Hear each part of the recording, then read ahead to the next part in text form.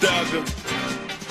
I wake up in the morning, still high from last night. Ain't got no time to chill, I got to get my cash right. New rollie and my diamonds look like flashlights. It's more than you can do when they ask me what's the price. I'm Slim Thugger, mother, the boss of all bosses. Now look who creepin', look who crawlin', still ballin' in the mix. Well, it's the Mr. Slim Thug, boss talkin'. That's Slim Thug, if you don't know, ho, open up your eyes, 'cause when I pop up with my top up, you gon' be surprised. On September 8th, 1980, Mary Lou Thomas gave birth to a 10-pound, 4-ounce baby boy. Stave Jerome Thomas was the youngest of Mary's 7 children. Never knowing his father, Miss Thomas bore the burden of raising 7 kids alone. The youngest out of 7. I always thought he would go to college. I tried to get him to go to college, but he started this rap. Man, I grew up on the north side of Houston, Texas. Born and raised off of a homestead from Scenic Wood, and then, like I said, around my early teens, I moved to the northwest side, to Acres Home. I was maybe about 11 or 12 around then. I was back and forth though, you know. So half of the time I was raised in on Homestead, the other half in Acres Home. So, you know, we was all over, man. I kind of moved everywhere. He was about 14 or 15, and he used to take me to work early in the morning. Like, I had to be to work at 6 in the morning. I worked all the time. And my oldest daughter, Raquel, she just about watched him. And my brother, Michael, he watched him too while I was at work. He played basketball a little bit in junior high, but really, Slim was just into the music. As a little kid, we was everywhere, so as far as around the house, we really just didn't have hobbies. We didn't have little leagues. You know, Mama ain't have time to do that with us, so we played around the house with each other or whatever. But junior high, he played a little basketball, but that didn't last long. That didn't keep him focused. He was fixing up bikes, or fixing up Hirsch, or fixing up cars, just anything like that. Honestly, I wasn't into sports at all growing up. You know what I'm saying? It was in the streets, you know what I'm saying? It was going down on the block. Everybody, I remember, you know, when I wasn't a kid no more in the house, you know, doing regular shit, I started to come out off of Guff Bank and Antoine. It was just fired up on the block. It was like, I lived right next door to the school, but it was so much action on the block to where, you know, I wasn't trying to stay after school and miss nothing. Coaches used to always tell me, come play basketball, come play basketball. I wasn't down with it though.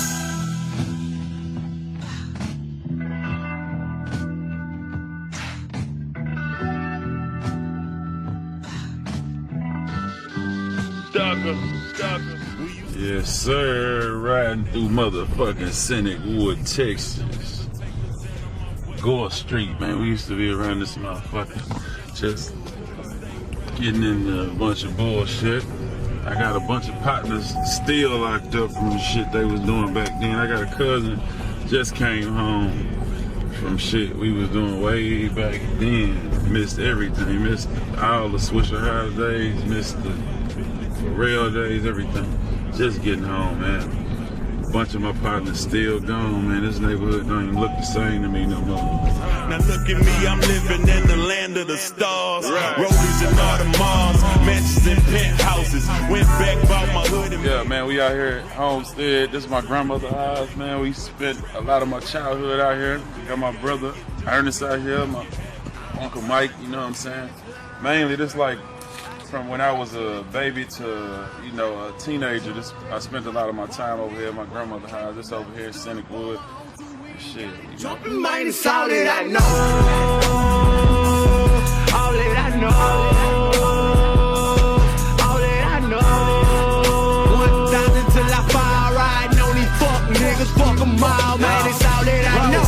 Dreams of throwing Forgiatos on it. Hey, I'm Slim's grandmother. And I used to care for him when he was a baby, for his mother to go to work. And he was a very good baby. When he got a little older, he was a little mischievous with his brothers and sisters. But they got along so good. They got along together real sweet children. Yeah. Let it go. Let it go, McClay. Now, where you from, so I can know where we from? Natchitoches, Louisiana. Natchitoches, Louisiana. Natchitoches, Louisiana. Yeah, she got 11 kids. How many girls and boys? I got 7 girls and 4 boys. 7 girls, 4 boys. 4 boys. And my mama is The oldest of all. Yeah. Mary is the oldest of all. That's it. Although Slim grew up in a tight-knit and loving family, the influence of the streets would prove to be too great for his older brothers. They had crack houses near their grandmother's house. Slim himself dabbled in the street life, occasionally stealing cars to help restore his. I've been to jail a few times. Not nothing too crazy where I had to go do some real time or nothing, but you know, I've been in jail for, when I was 15, I caught an auto theft case. A lot of just, you know, curfew, a lot of that going on, evading arrests. You know, I got a lot of little petty cases though, like nothing major, you know, not nothing as a youngster. As a child, man, I kind of looked up to my older brothers, man. They would really get money, and I seen them. They twin BMWs back in the days. You know, it was a big deal back then. So you know, they was eating, and that's kind of who I looked up to as a child. As I grew older, you know, I had other guys like Sleep Dog and Shy, you know, show me a whole other side of the world. Like we was thinking swingers, you know what I'm saying? You know, I remember growing up, out through my teens or whatever, I wanted a candy slab. I had my first car when I was 15, and you know, I used to steal other cars to try to, you know, fix my shit up, or would hustle, kick door, whatever it was, you know what I'm saying, to try to get some money or whatever, and fix up cars. I'm really into cars. I would say if I did have a hobby, that is it. So, you know, I grew up around trying to put the slab together, and then as I got older in my later teens, I met with Shy and Sleep Dog, and they was doing foreigns and everything else, and they just was living on a whole other level that made me see life in a whole other, you know, way. After constant requests, Slim's half-brother Tay-Day agreed to write his first rap. Slim then began to hone his skills by recording himself on a home karaoke machine. Later on, partnering with best friend and aspiring MC, Stessel Hopkins. They say that the things you experience make you who you are, and Stave was rapidly transforming into the man that would one day perform sold-out shows for thousands of fans. But that road would take a tragic detour that would claim a life. Take a sip of the liquor, blunt and drove to the dome. I still can't believe my nigga Stessel is gone. Supposed to be sitting sideways with me on chrome. It's fucked up, I'm stuck, one deep on my own. Was too young. Yeah, when Stessel passed, it kind of broke Slim heart. Well, it did break Slim heart. That was the first time that I see he was broken. He was like, you know, depressed for a minute there. Like he couldn't believe that, you know, him and Stessel used to hang around each other every day, and Stessel wanted to be a rapper, so you know they hung tough. So it was a really hard time for Slim when Stessel died. So yeah, that was the first, I think, real person that he just lost that he really cared about. Growing up, man, like I had one of my best friends was Stessel Hopkins, man, back in the high school, I remember. And we was starting to rap together. Like, you know, after my karaoke days, me and him used to get together and do freestyle. He called himself Bozo, and we talked about making it, man, and doing this music. And, you know, before any of that could happen, he ended up getting in a car wreck and losing his life. He was a passenger in a car, and one of the guys, the young cats, was racing.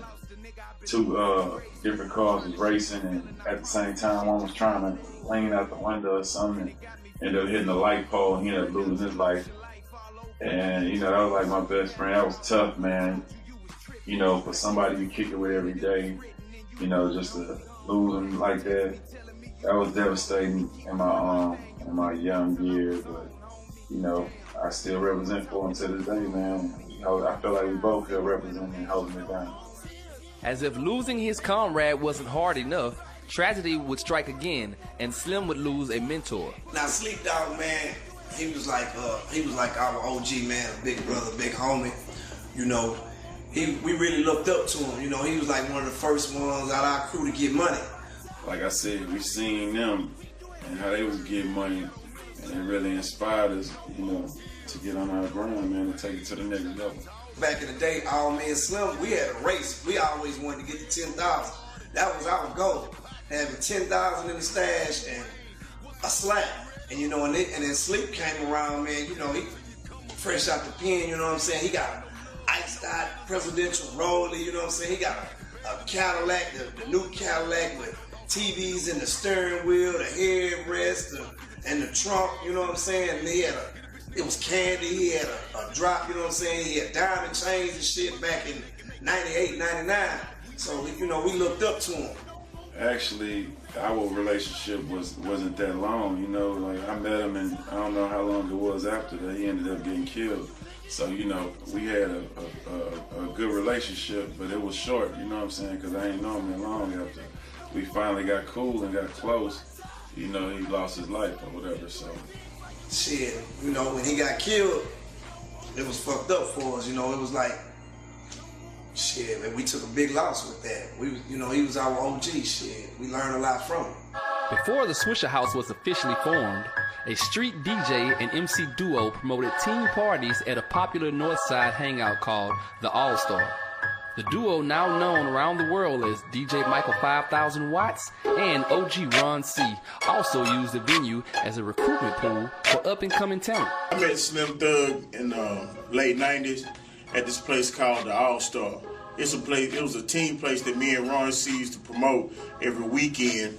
We started letting the rappers doing a little open mic, letting the rappers rap at the end. And I got introduced to him by Lil Mario from Acres Home. Mario said, I got a homeboy, he got some skills, man, he go hard. I said, man, just bring him up here to the All-Star and let me check him out. So I kind of like, hey man, let me get the microphone, let me freestyle right quick, you know, just right quick, just to have fun or whatever. So I did it, and the crowd gave a good response, you know what I'm saying? So he went out, came up to the All-Star, he freestyled, I thought it was pretty dope. So the next day I asked him to come by the house and lay something down. Lil Mario had already went in there 1 week before, or 1 month before or something. He was on the tape before that just dropped. So we ended up getting together. Me, Lil Mario, and J-Dog ended up going to Swisher House. That's back in 98. And doing a freestyle. And ever since then, man, that shit just kept catching on fire, you know what I'm saying, and getting bigger and bigger. Swisher 98, right? The first mixtape that Slim Thug got on the mind was Swisher 98. And he rapped over the Homies and Thugs remix. And with that freestyle right there, he got a phenomenal response from that. And that freestyle had him, J-Dog, and Lil Mario on. Mr. Slim Thug, the whole pro show rock. I got a drop on top of the bad bitch and nickel boppers. When I walk through that ice and little more tight than your daddy. Piece of chain, painted rain, ripping green in that caddy. That big back road got so much love to buy your family in Waco. Make a hoe say, I think you better get Mako. Ain't no shit about who I'm with. Swisher House be my boss. I break boys out when I open my mouth. From the north and the south, these niggas knock me, but they stop me from making my cash. I'm showing my ass in no glass to keep a G stand. Living my dreams at 18 and to keep bucking but fucking. If you don't like me, come fight me. Bro, my dick go and suck it. Swisher House be the boss of the street. Smoke sweets and make freaks. In your deck every day of the week and get you drunk when we speak. If that's Slim Thug, if you don't know, ho, open up your eyes. Cause when I pop up with my top up, you gon' be surprised. When I put some swangers on the skirts, I swear the God is gon' hurt. I've been a boss this first. You boys don't know what I'm worth. See, I'm gon' shine all the time from 9-8 to 9-9. Pumping pound out of the grind. nigga dancing the sign. I'm fresh out blocking back on the block to make my pockets increase. Collecting my knot and ain't no stop for no whole police. I'm 17 and looking more clean than Bill Gates son. Stacking my green, living my dreams, but I still make some. I get your crop like a starter, so power set the recorder. Dick me and daughter and get more cash than charter. From San Francisco to Florida. You gon' hear shit about me, say some shit, and see some shit about me. Now who the shit will I be? In the seat at this time, the one that glow out open like it's a fashion design. A nigga reckless as Texas, a country boy with a Lexus. Me, painted Texas, ain't me, young and the cool. Man, I represent this. Well, actually, after I dropped Swisher 9-8, it's the buzz started taking off crazy, you know what I'm saying? And people, you know, they wanted more. And I began to get serious because I remember Michael Watt sat me down and he didn't give us no money to do no freestyle, but he did give us tapes and CDs to sell, you know what I'm saying, to make some money. So he'll give me like 100 tapes and, you know, I don't know, maybe 50 CDs. I go to Chocolate Town at the time, was the Northside Club. You know, I go out there in that parking lot and get rid of them CDs and them tapes so fast, and the money was so fast, and it was legal, you know, kinda. You know what I'm saying? It was kinda legal, but, you know, I didn't see myself going to jail for selling those CDs and tapes, man. So, you know, after I seen that, the grind got crazy, and I got more serious about making better freestyles, and we just kept working, man, working, and then eventually Watch was like, hey, man, we need to do an hour freestyle. Maybe it was my idea. I don't remember way back then. But this right here was a freestyle mixtape that he had did all on his own. He recorded it all on his own, and it did pretty good, man. I was really proud of him, man. It was a mixture of all my freestyles I did at the time with some new ones. So when Slim Thug came out with I Represent This, man, that was just like, Slim had already started becoming just the voice of the North, if you would say, and you know, because his rap skills. So when he dropped I Represent This, man, that had the streets so crazy, because now I can get all of Slim Thug. I ain't got to get Slim Thug with everybody else. I can get nothing but Slim Thug. Slim Thug was getting the most, you know, he was, you know, I was taking all the calls, so I know. You know, I was booking all the shows, so, you know, I know everybody was screaming, you know, niggas was calling for Slim Thug, because at one point in time, we had to divide up the Swisher House, because we were getting so many calls for the Swisher House. But when we was trying to send this group over this way, they said, nah, man, we want to make sure Slim Thug, the Slim Thug dude come, you know, with this. So it became a demand for Slim Thug, because, hey, man, Slim did what he's supposed to do, man. He came in that motherfucking booth, man, and just wrecked it from the get-go, man. And, you know, when I dropped that, I remember buying a drop-top Rivet, putting, you know, fresh pair of glass swingers for Mr. Davis, man, and I was a drop-top, fifth-wheel pop trunk in high school, so I was feeling myself at that point. That boy made some money. We still to this day, we just talked about this the other day. Me and T. Barry talking about I Represent This when I came. Boy, they made some money off of that, man. You know what I'm saying? This was the greatest hits of Slim Thug, man. Yeah, that was live right there, man. I still got it on my iPhone right now. On my iPhone, we riding the slab when we broke. You know, we got that in the playlist a little bit here and there. You know what I'm saying? I'm finally getting what's mine for being out on the grind. And Slim Thug, time to shine in 1999. I'm still behind. The Kappa Beach Party, affectionately known as the Kappa, was a yearly spring event started by members of the fraternity Kappa Alpha Psi. This event drew people from all over the country. It was here that the Houston-born Swisher House crew would begin to make a noise that would resonate far beyond the boundaries of Texas. Man, Kappa Beach, we ran to Kappa Beach, man. It was like, that was our time. You know, at that time, we'll go out there and whatever we got, we selling this. It's selling out, you know, shirts, Swisher House shirts, you know, the CDs, the tapes, man. I just remember going out there and making so much money with shows, and we kind of ran the Kappa, man, in 99 and 2000 and all that. We was getting so much bread. Kappa Beach was like the one key event in Texas that people came from across the country to Houston, or the Galveston, which was pretty much Houston. You know what I'm saying? They would come down and represent from across the country and put it down at the Cattle Beach Party and get their rides together, their outfits together, you know, like our Freaknik or whatever, you know what I'm saying? That was like, that's how we did it. People would come down to Houston and come to Galveston and put it down for the Cattle Beach. It was like the dope corner, man. You know what I'm saying? That Capitol Beach Party became like the dope man get up every day and go to his dope corner, right? But we got up just once a year, go to our dope corner, but that dope corner was so fucking, man, it's just that everybody get out there. It's like 15, 20 niggas out there, nigga. But it's like 15, 20 niggas got to service 500,000 people, the dope. In 99, we started making a mixtape for the Capitol Beach Party, so everybody that was going there, they could jam this mixtape. This was a Capitol themed mixtape, right? And the Capitol started being like one of our biggest mixtapes ever. If I'm not mistaken, I think the Capitol 99, I think that may have been one of, no, before the Capitol 99, that was one of the early mixtapes that Slim Thug was on it. He freestyled on I Wanna Be a Baller by Lil Troy. And that was a huge freestyle right there. It was a big successful mixtape for us. Ride swinging things, piecing chains, taking ranks like Leo Aquafo. I'ma break them boys out and remain the game fame for my dogs out the north. Houston is the 4th largest city in the country. In a place so vast, it is easy to become comfortable in your immediate surroundings and isolate yourself. Circumstances such as this make it easy for similarities to become blurred and differences to become the catalyst for conflict. Prime example, the infamous North Side versus South Side beef. It was more of a street nigga thing than it was really a rapper thing. That's what a lot of niggas didn't know. Like, blue cars wasn't allowed on Martin Luther King. Southside was a red color. And just, you know, what they thought. Big Mo saying everything. Came the red, red, red, red. Northside at the time, Slim became the hottest artist over there. Everything they did was blue.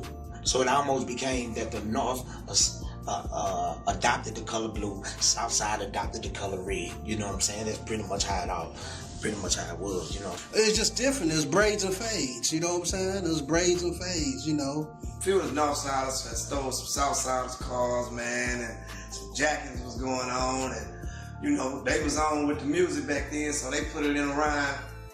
And, you know, everybody just started feuding. I think the South Side took offense to that because they went out there and robbed a few people.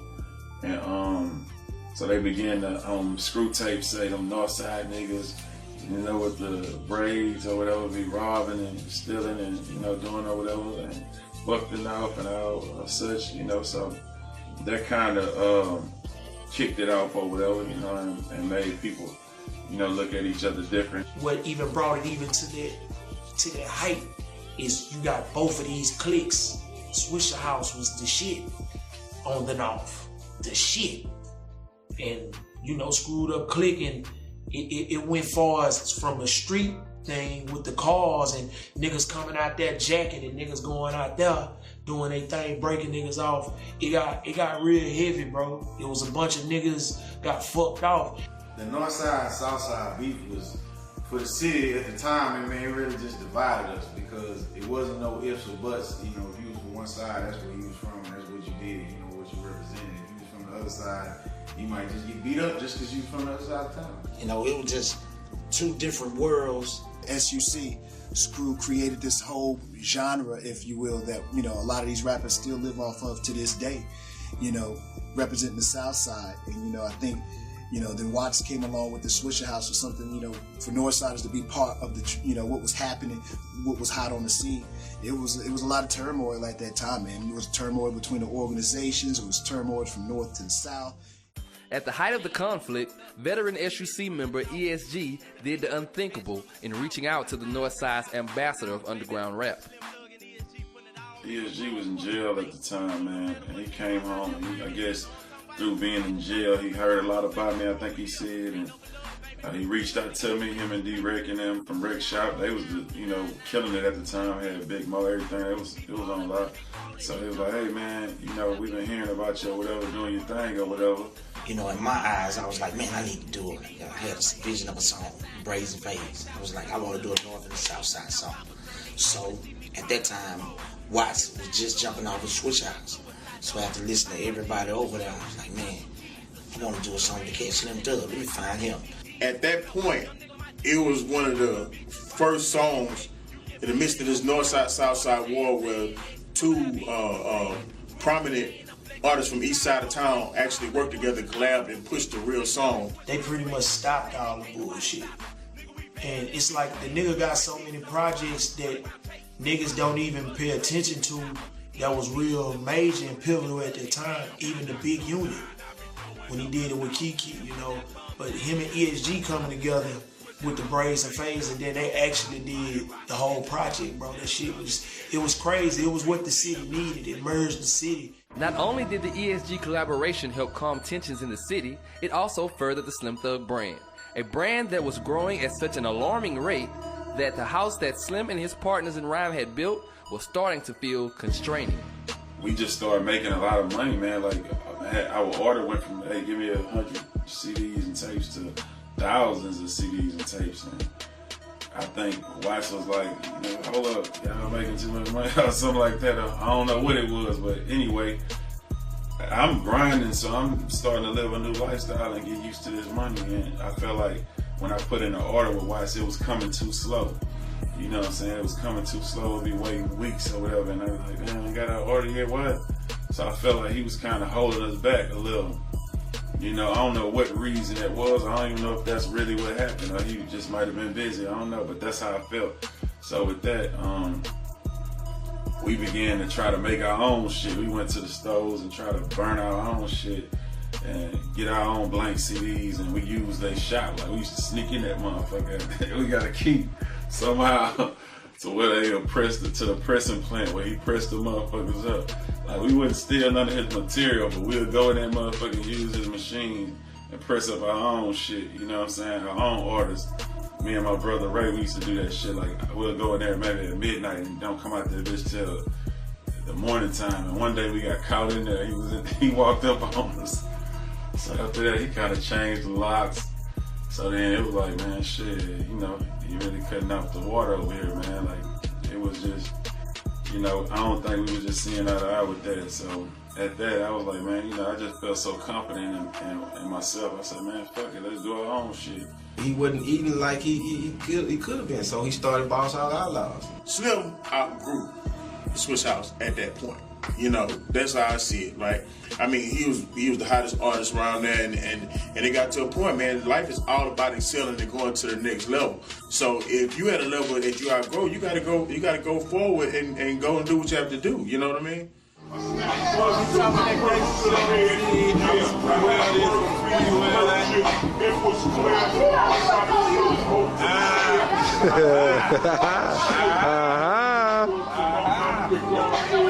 Talking about, damn, it's too close up on He's like the devil now. Damn it. 10 G's, baby. How much? 2 sets, 10 G's, baby. 2 sets. I got a set on there. You're gonna see my Impala, the newer kind on there. I ain't playing no games this year, baby. Presidential, baby. Wow. Huh. They don't see my gold grill. Let me zoom in on that. It's gonna be platinum. Let me zoom in on that. Let me get a good shot of that. Yeah. Even in his beginning, his mantra and rallying cry was that he was the boss. Now on his own, it was time to be the message he sent. It was time to be the boss he rhymed about.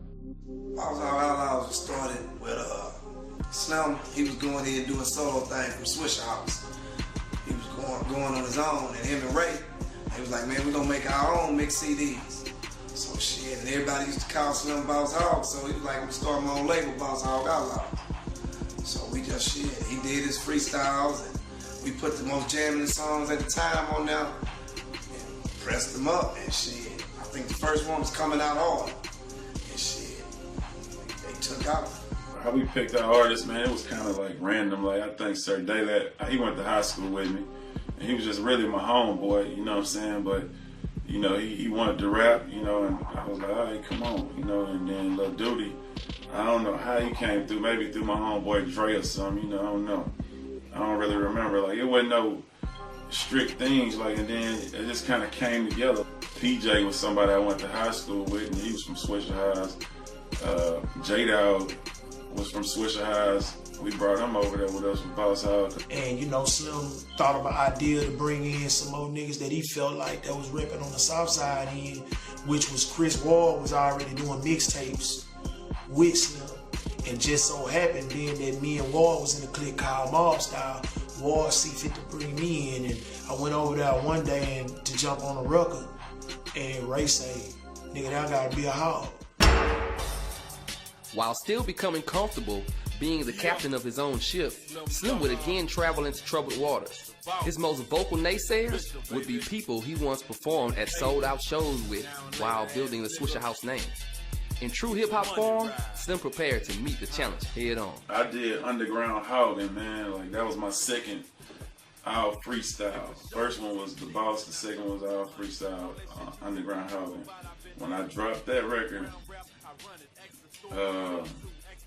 it just kind of, it was good. I was doing good off of it. And then out the blue, I remember my homeboy saying, man, these dudes that made a diss CD about you. I'm like, what you talking about? He got the name, say, look, Mario, Big Pig, all of them, you know, basically all my homeboys who I kind of came up with in Swisher House, who I was rapping with.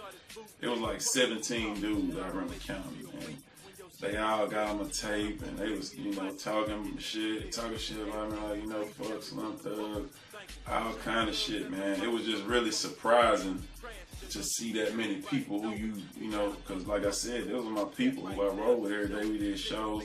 A lot of that came from, I think, my personal opinion, a lot of the hate came from, I was always making Watts give me my money. Like, you know, if I go to a show and it say Slim Thug and the Swisher House, hey man, I need that. They got me doing more songs, you know, so give me my money, I need more, you know what I'm saying? And it came, that ain't fair. We rap for Swisher Highs, we don't rap for Slim Thug, you know what I'm saying? There was a lot of that. There was a lot of hate from all that came about, so they began to, you know, group up and kind of box me out, kind of, so, you know, they put the CD together, man, and I just listened to it. I remember listening to it, and I was just excited because I was like, man, you know what? I'm finna go bad on it because I got the type of homeboys who don't, hey, them niggas getting in your shit. You gonna let them niggas say that? You gonna let them niggas say this shit? Like, you know. I remember one time, man, I was having some problems with a couple of people in there, right? You know, I'm not a rapper, so Slim said, man, you know what, Watts, don't worry about it. I'm gonna handle it for you on my next mixtape. I remember he told me that before he dropped The Boss, right? I just remember we used to be at Slim House and we was always upstairs running wild, you know, so we was in the other room playing the game. He would be in the next room, right? You could hear the beat, Ray Face in there mixing and putting shit together, and you could just, he ain't come in the room and play the game or nothing. He was so focused, he stayed in that one room and wrote damn near the whole CD in one night. I think it took him like 1 day or 2 days to do the whole mixtape, man. He just, you know, you can see, man, that boy, man, when he motivated, man, he could come with it, man. That boy came with it up there, man. Everything he was saying in there, man, it was the truth. And then just being about the Boss situation, you know, he was showing it. That was one of the hardest, you know, like beef CDs ever. You know what I'm saying? That's like, to me, it was the hardest beef CD ever, just because of all the stuff that was going on. It was just like, oh man, we can't believe all this, and he just speaking on it. You know what I'm saying? It might get lost in today's, you know, when people look back because they wasn't up on everything that was going on at the time. But you know, when we all in it, we in the mixtape, this, you know, he was putting some bars on there. You know what I'm saying? Just the way that he rapped on there, his delivery, the way his cadence, his punchlines. And he never really was the punchline nigga. He was the factual rapping nigga that rapped so good. I dropped that mixtape and, you know, Controversy sells, man. When I say it's sold, it's sold. I made a lot of money off of that. I remember buying Harleys, new cars. I done had a slab in the garage. had BMWs. I remember buying them $10,000 Davins back in the day. Me and my boy shot the first dudes in the city coming down. I had them on my Impala, on my Escalade, on my Cadillac. Like, at that time, man, we was living it up, man. We was in that 6-bedroom house, just making music, man, and living, man, having a good time. Me, my brother Rico, Dre, all my people, man.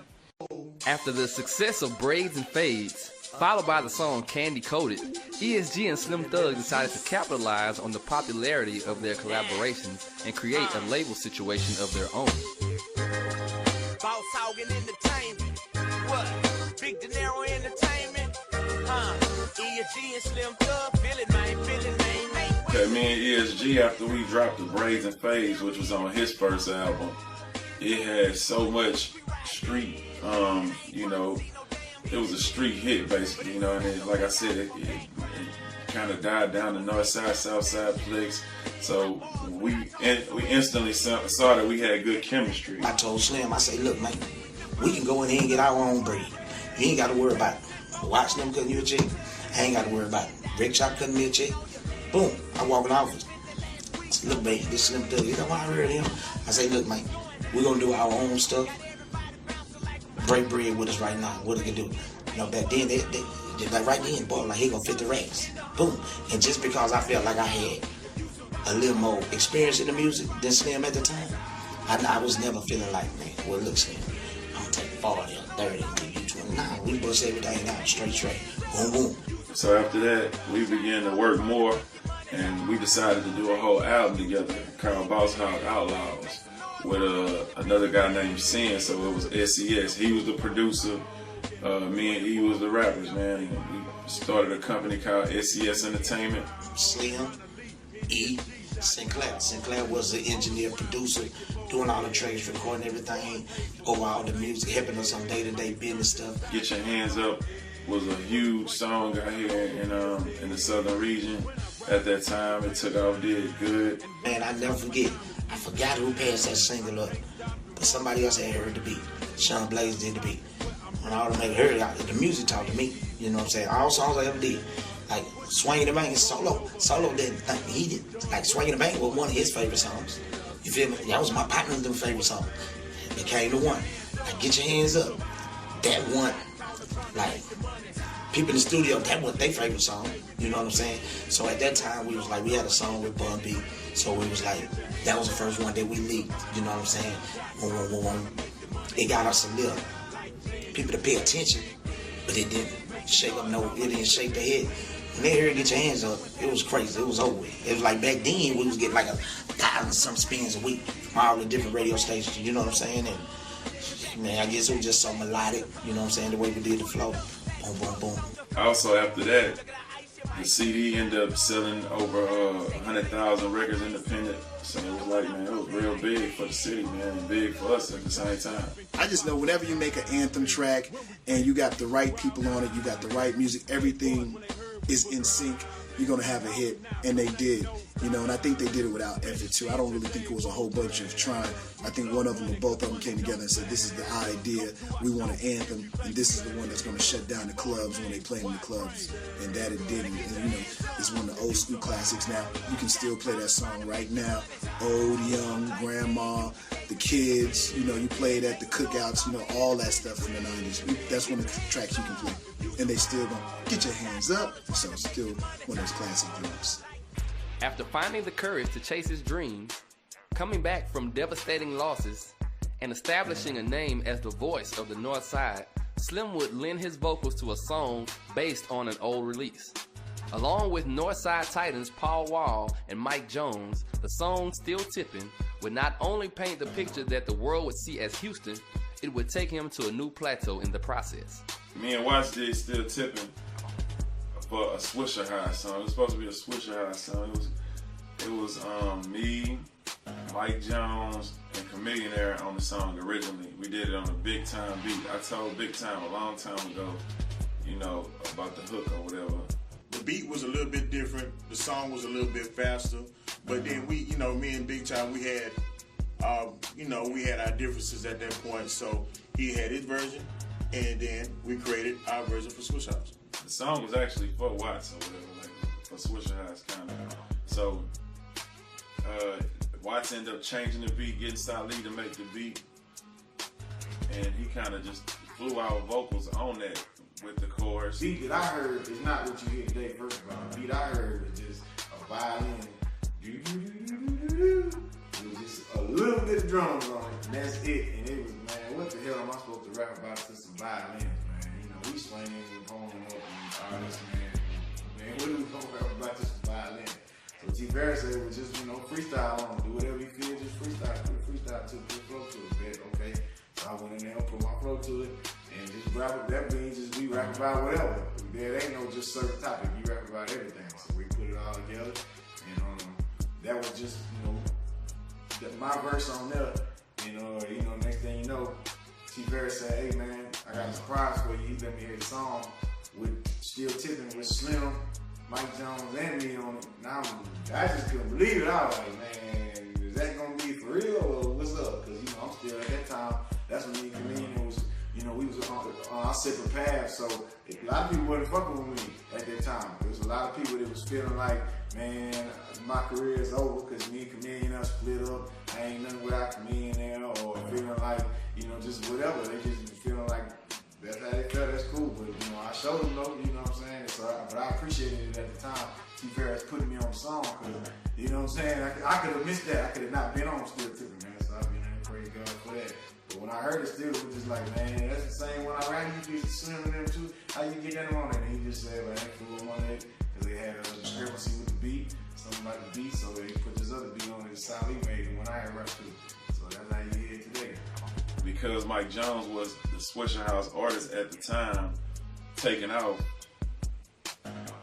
he put the Still Tipping with his record, as his record or whatever. So, it began to take off, and man, it just did. That was like, if not the biggest song in Houston, man, one of the biggest songs in Houston, man. It just sent a whole new wave across the city and across the whole country, and let them know about the Houston culture, man.